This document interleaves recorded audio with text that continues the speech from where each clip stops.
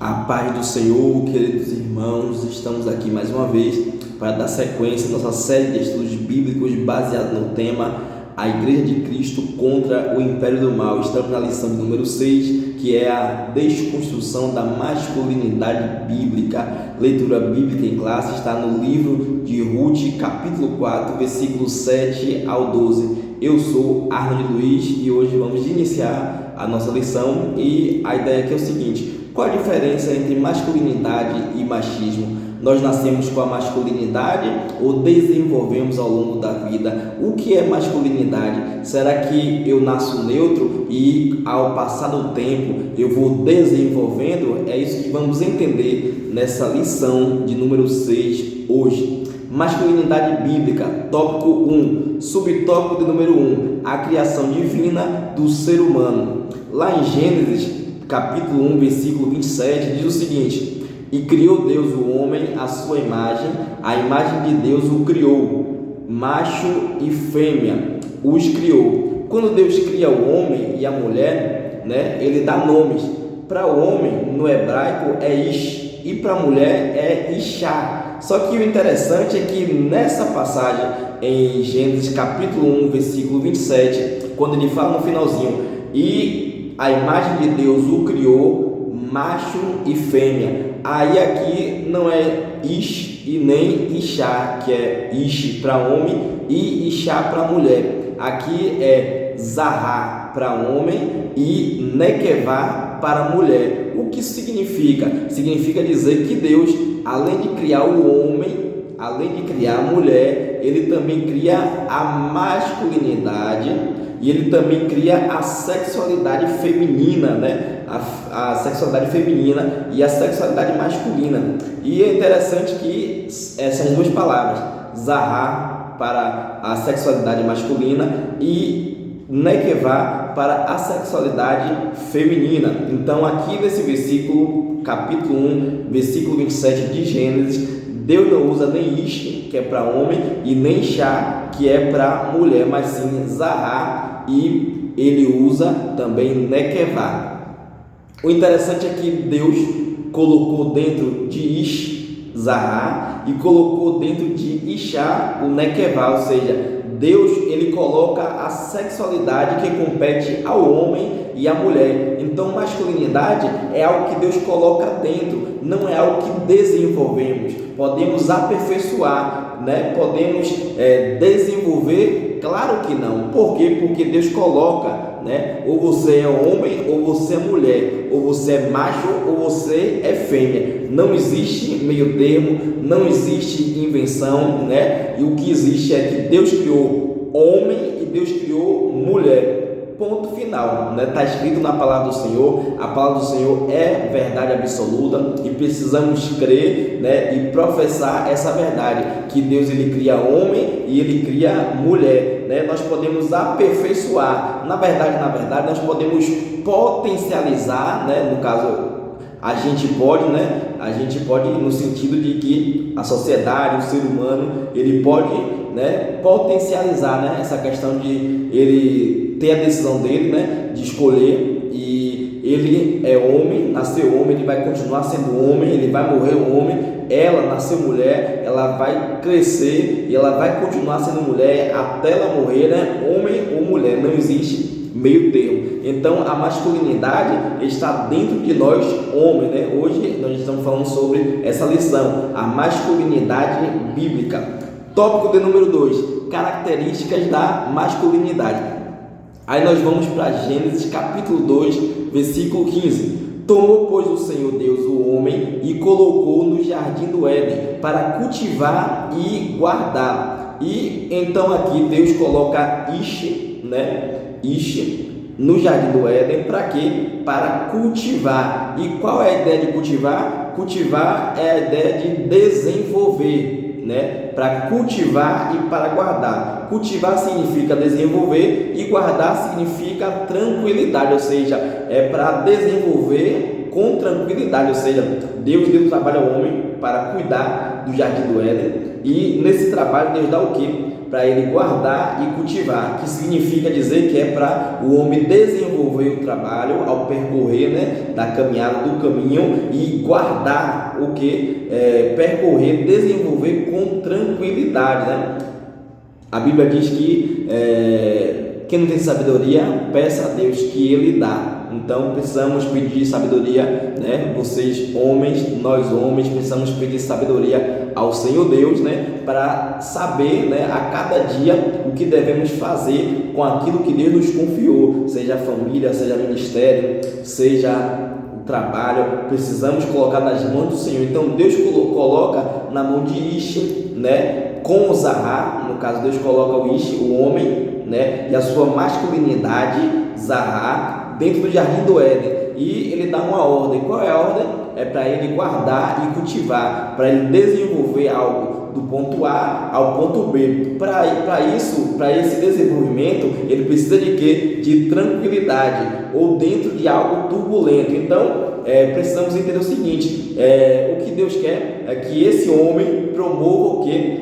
Esse crescimento, esse desenvolvimento do ponto A até o ponto B. O que é que ele faz?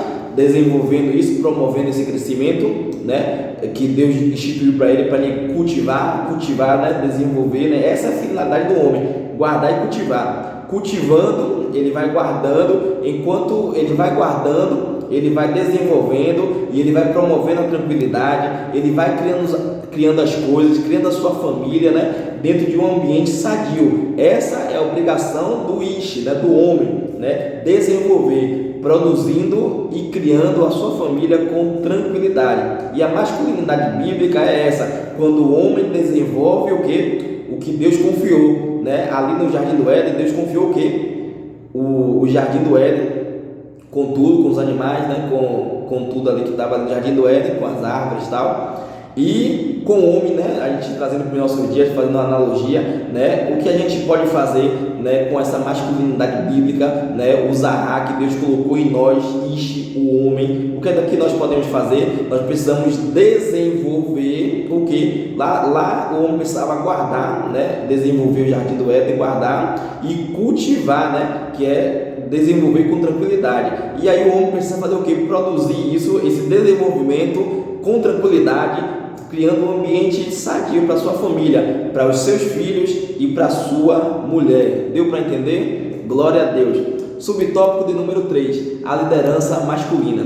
Temos que diferenciar o que? A masculinidade do machismo. Machismo tem a ideia de o dominador, ou seja, machismo é uma espécie de religião. Como assim uma espécie de religião?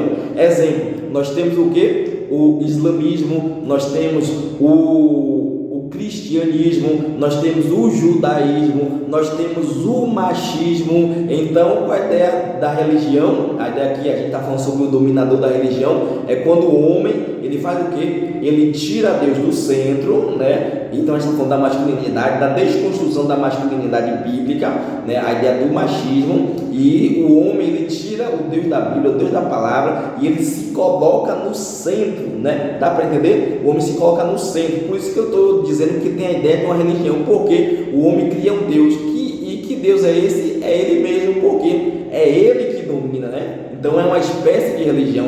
O machismo, né? O cristianismo, o islamismo, o judaísmo, o machismo, o homem no centro, ele é a razão de toda existência, é a masculinidade, né? Ela precisa estar em foco, ou seja, ele cria, né? O homem cria o machismo, né? O machismo, a religião, e esse machismo tem como o homem no centro, e ele é um Deus agora, e ele destitui o Deus verdadeiro dentro da sua família, e ele vira o centro, ele vira o foco, ele vira a bússola. A partir de hoje não é mais a Bíblia Sagrada, não é a palavra de Deus, não é o Senhor, não é Jesus, não é o Espírito Santo, não é nada que guia, que dá o azimuth, que dá a bússola, que dá a direção para a sua família e para ele, né? Ele não faz como Josué: eu não sei o que vocês vão fazer, o que está lá além do rio, o que a sua família vai fazer, né? Se eles vão servir a outros deuses, eu não sei o que vocês vão fazer, mas porém eu e a minha casa, nós serviremos ao Senhor, nós teremos os princípios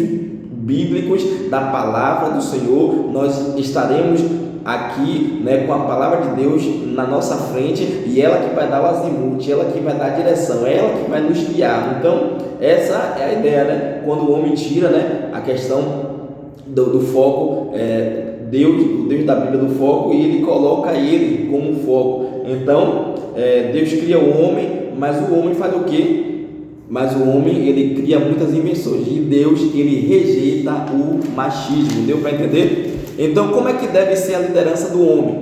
Paulo diz o quê? Fazendo uma comparação entre Cristo e a noiva, Cristo e a igreja. Que liderança é essa? É a liderança sacrificial. E o que é que Cristo fez pela sua igreja?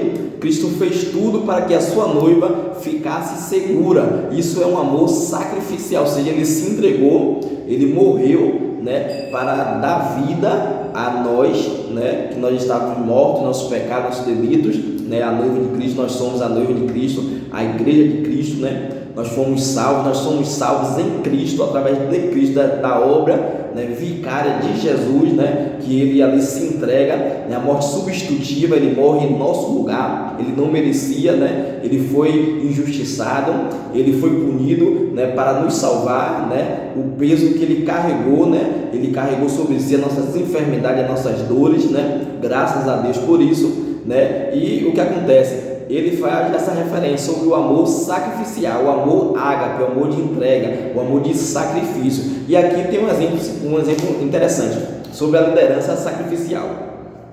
Um exemplo, tem uma história, né, que a gente sempre ouve, e muitas histórias, e são interessantes, e uma delas é o seguinte, que tinha uma moça, né, que estava com o seu namorado e estava andando, né, passeando pelo parque, e chegam alguns homens para assaltar eles dois. E esse homem, né, chega lá e para assaltar e diz: olha, eu quero a sua mulher. E o que é que acontece? Acontece que o homem chega, fica lá, só que a mulher, o que é que ela faz? Ela era hábil, né? Ela tinha preparamento, ela treinava algumas artes marciais, e ela consegue fazer o quê? Consegue de forma hábil, né, de forma com habilidade, ela consegue derrubar aqueles homens, né, e ela consegue machucar. E eles estavam machucados no chão, e ela, como era hábil, e o que o homem fez? O homem pega, ele não era bom de briga, ele não tinha habilidade, e o que é que acontece? Ele não era capaz de vencer. Esse namorado, esse marido, que não era capaz de vencer, mas a mulher neutralizou os três, né, assaltantes. E aí ele pega, depois que os três estão neutralizados, ele toma a frente da mulher, abre os seus braços, né, e diz: olha, se vocês quiserem pegar ela, vai ter que passar por cima de mim. Mas o interessante é que eles já estavam no chão, imobilizados, eles não tinham mais nada para fazer, porque estavam neutralizados.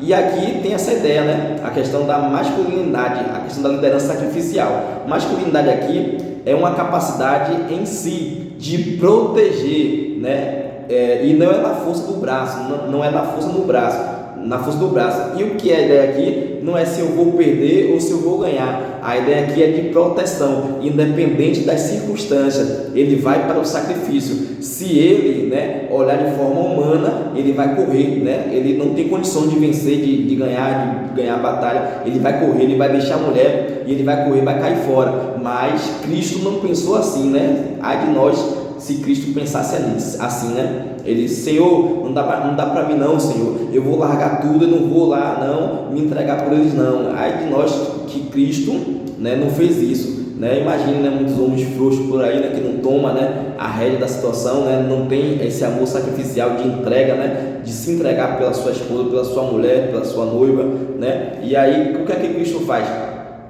Cristo se entrega, e esse é o modelo, né? Cristo, ele não pensou assim, e a ideia aqui é o que? Não é de ganhar ou de perder, é a ideia de entrega, é a ideia de se entregar, é a ideia de sacrifício, a masculinidade, a ideia de sacrifício, ou seja, se precisar doar a vida dele, ele doa, né? Maridos, amem a sua esposa como Cristo amou a igreja e se entregou por ela. Deu para entender? Aleluia, glória a Deus. Subtópico de número 2, a erosão da masculinidade. Subtópico de número 1, apologia à homossexualidade. Lembra que eu falei? Deus criou homem e mulher, macho e fêmea, ponto final. Não existe além da conta. Ou é homem ou é mulher. Está escrito na palavra do Senhor. quando Deus cria o homem, ele cria a mulher.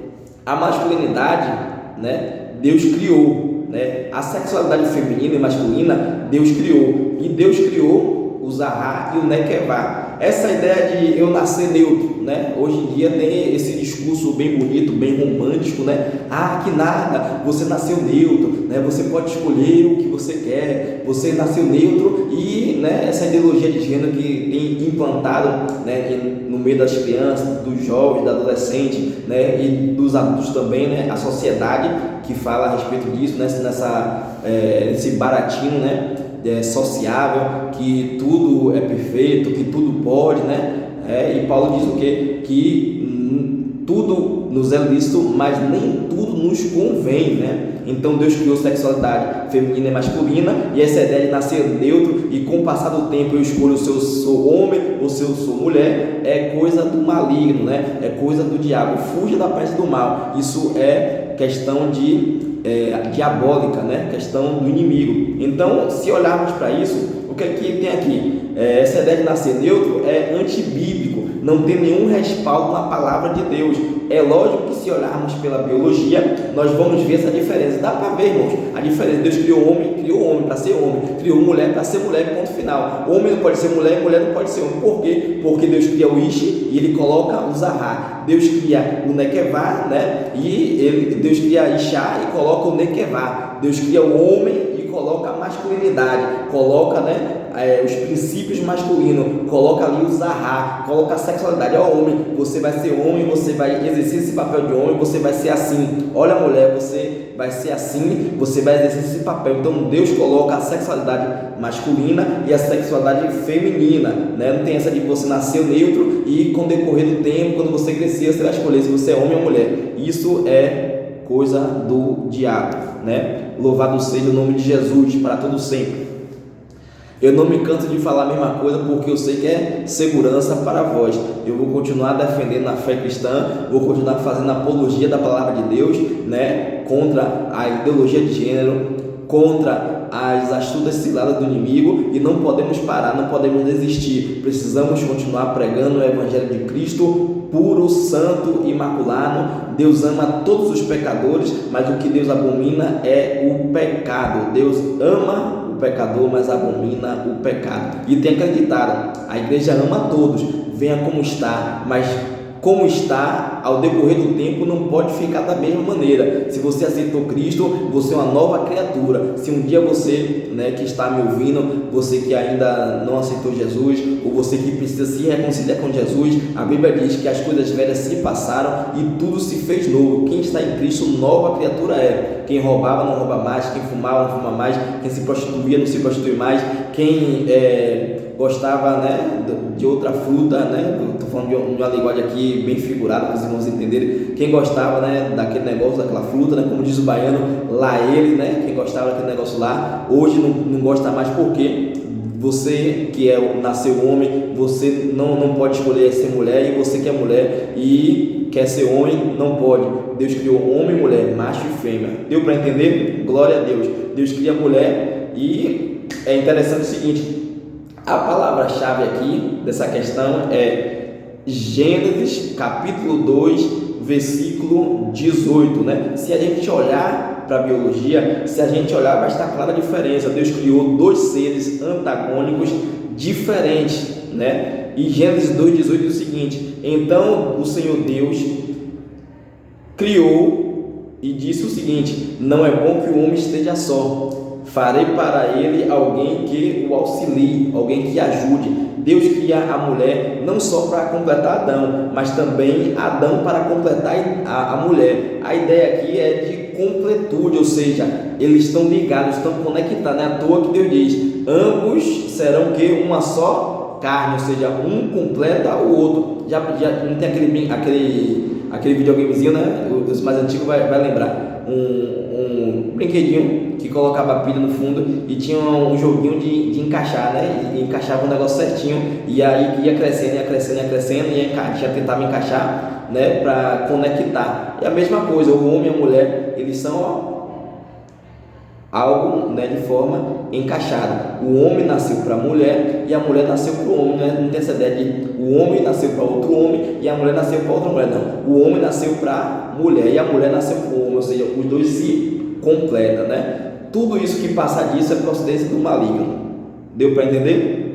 E a ideia é de completude, de um auxiliar o outro. A ideia é de completar algo que estava faltando, né? O que faltava em Adão, a mulher completa. O que faltava na mulher, né? Adão completa. O que faltava em Adão, a mulher completava, né? E isso é a ideia de um completar o outro. O Zahá está no homem e o Nequivá está na mulher. Então um completa o outro, né? Isso é bíblico. Subtópico número 2, a responsabilidade negligenciada. Lá em Gênesis capítulo 2, versículo 15, diz o seguinte, na questão de, que a gente já falou, né, de atualizar aqui, a questão de que Deus cria o homem para quê? Para cultivar e para guardar, né? Deus cria o homem, né? Deus cria o Ish e ele coloca o Zahá, né? A masculinidade, a sexualidade masculina do homem, e o Zahá tem que desenvolver a sua família, ele tem que levar do ponto A para o ponto B dentro de um ambiente tranquilo, dentro de um ambiente satisfatório. O foco aqui dessa mensagem é o que? É a negligência, é que o homem foi criado para trabalhar. Segundo os antigos, né? Os antigos lembram disso, que o homem foi feito para quê? Para trabalhar. E quem não gosta de trabalhar é o quê?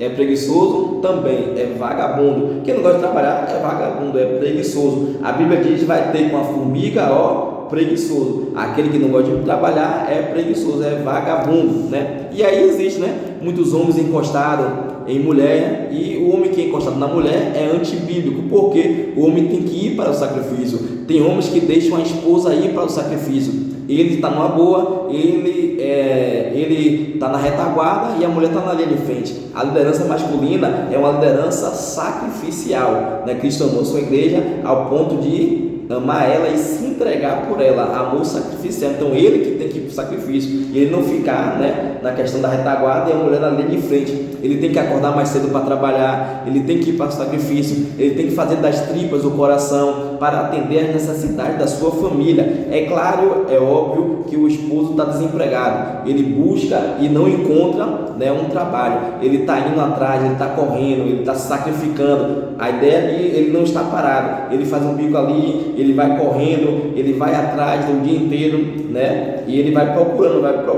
as questões, né? Vai procurando tentar. Então existe às vezes algum irmão que está desempregado, né? Algum irmão que está procurando, está buscando, mas não está achando. E aí a mulher faz o quê? A mulher ajuda, né? E enquanto ele está correndo, está buscando o pão de cada dia, a mulher vai ajudando, vai auxiliando, vai, né, dando uma força, né? Dando um ok, né? Meu filho, como foi o dia hoje? Amanhã vai dar tudo certo, em nome de Jesus. Meu filho, hoje você não conseguiu não, mas amanhã a porta vai se abrir. Ela tem que orar, tem que interceder, ela tem que buscar, né?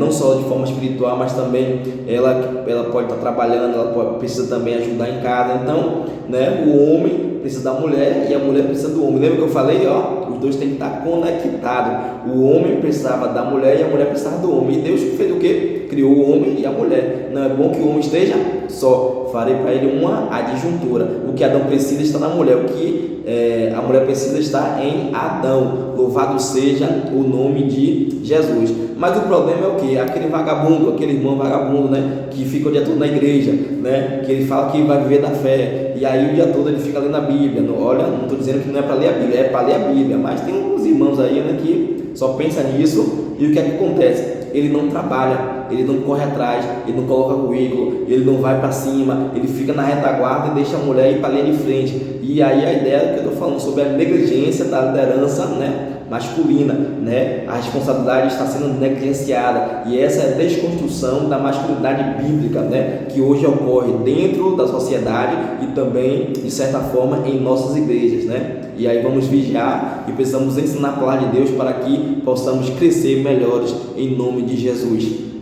Terceiro, crise de liderança. O problema é que estamos transferindo a liderança. Subtópico 3, crise de liderança. O problema é que hoje, né, nós homens, nós estamos transferindo a liderança para as mulheres. a ideia aqui não é de quem pode mais, quem tem mais habilidade. Existem algumas mulheres que têm habilidade econômica, isso é notório, ou seja, o homem, e o que é que ele faz? Ele não é capaz de fazer com que o seu dinheiro renda. Ele tem algumas, e existe hoje algumas mulheres que têm essa capacidade, né, de administrar de forma muito louvável.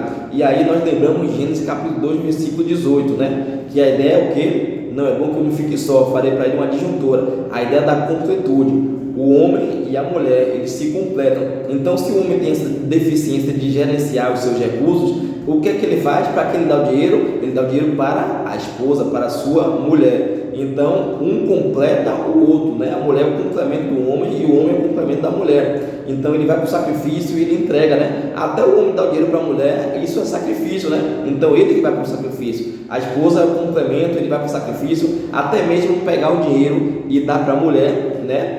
Isso é um sacrifício na vida do homem. Então ele tem que reconhecer a sua incapacidade de gerenciar algumas áreas da sua vida e ele transfere, ele ortoga, né, para a sua esposa. Se o homem nega esse sacrifício, ele não está tendo Cristo como exemplo da sua existência. O exemplo da masculinidade é o que? É Cristo. Ele se entregou pela noiva e pela sua igreja. Então precisamos ter esse exemplo. Cristo é o exemplo. Cristo amou a sua igreja ao ponto de se entregar por ela, amor sacrificial, né? Se o homem tem uma dificuldade, ele ortoga a mulher para ajudar, para auxiliar, né? Porque a mulher é companheira, é ajudadora, né? O homem completa a mulher e a mulher completa o homem, completude, ou seja, algo recíproco. Deu para entender? Tópico de número 3, Boaz, símbolo bíblico de masculinidade. Subtópico de número 1, modelo de generosidade.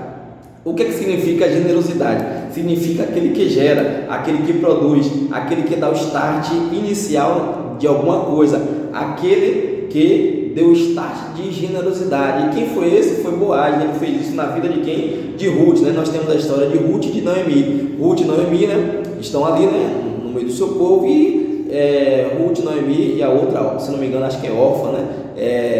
Tinha 3 mulheres. E essas as três casadas, e elas estão ali e vão para a terra de Moab, né? Porque Israel passava por um tempo de crise, e elas vão para a terra dos Moabitas e chegam lá, e o que acontece? O esposo de Ruth morre, o esposo de Orfa morre e o esposo de Noemi morre, e as 3 ficam viúvas, né? E aí Ruth diz: olha, minha sogra, eu te amo, para onde a senhora for eu vou, né? E o teu Deus será o meu Deus, e o teu povo será o meu povo. Eu vou com a senhora, eu vou voltar com a senhora. Orfa fica, né? Ela, no início, ela até que quer ir, toma iniciativa, mas no meio do caminho, Noemi, né? Não, pode ficar. Ela, tá bom, então já que assim eu vou. Mas Ruth não, vai até o fim, né? Ela não larga a sua sogra, né? E nós vemos um belo relacionamento entre sogra e nora, né? E aí volta para sua terra. E aí Ruth chega e encontra um homem chamado Boaz, que era um parente bem distante do seu esposo, né? E ele percebe a situação. Ele via que aquelas mulheres faltava um amparo, um ombro amigo, e que aquelas mulheres, elas precisavam de ajuda. Então Boaz, né, que significa o quê? Generosidade, né? Uma pessoa generosa, né? Um símbolo de generosidade. Não o nome Boaz significa generosidade, mas símbolo de generosidade, a atitude dele, né? Ele baseado nas Sagradas Escrituras, no princípio da palavra de Deus, né? Sobre o remidor, o resgatador, aquele que poderia redimir, ajudar, dar o start inicial, né? O que Cristo faz com nós estávamos perdidos, mas Cristo nos encontra, né? Nos dá um banho de sangue, nos limpa, nos muda, né? Nos traz para Ele, né? Nos santifica, nos purifica e nos dá uma nova vida, e em Cristo nós somos mais que vencedores, né? Através disso. Então Ele redimiu, né, aquelas mulheres, assim como Cristo nos dá, né, essa questão de redimir o ser humano está escravo, né, do pecado, mas Cristo ele redime, né, ele redime a gente, e ele faz o que? Ele sabe que aquela mulher, né, tinha um parente mais próximo, Ruth e Noemi, e aquele parente não queria pegar Ruth e Noemi para si, ele queria ajudar, mas não queria pegar Ruth e Noemi para ele, para casar, para estar botando dentro de casa. Então o que é que faz? Ele vai ao tribunal, vai diante do juiz e ele pede o direito, né? Pede direito, e ele vira o que? O remidor delas, né? Ele pega e vira o remidor delas. E pela história nós vemos o que? Que havia generosidade na sua alma. A generosidade de gerar vida, de esperança, de gerar um novo tempo. Então essa é a ideia da masculinidade. O Zahar, né, o Ish foi criado para quê? Para gerar vida. Nós somos geradores de vida, geradores de esperança, geradores de um novo tempo. Nós geramos expectativa, geramos boa confiança, geramos honestidade para as pessoas que estão perto de nós, nossa família, né, nossos filhos, né, o marido para a esposa para o marido, e não é no grito, não é no berro, não é na prepotência, mas sim na generosidade, porque a generosidade faz o quê? Ela quebranta qualquer tipo de coração, e aí precisamos estar sensível, ter sensibilidade masculina para gerar vida. Nós somos geradores de vida para dar um novo start. Sejamos como Boaz, tenhamos esse exemplo de Boaz, assim como o exemplo de Cristo, de amar e ter um amor sacrificial. Subtópico de número 2, o modelo de responsabilidade. O que significa responsabilidade? O significado dela no hebraico, no original, tem duas raízes. A primeira que vem da raiz do outro, e que também significa, a outra raiz é irmão.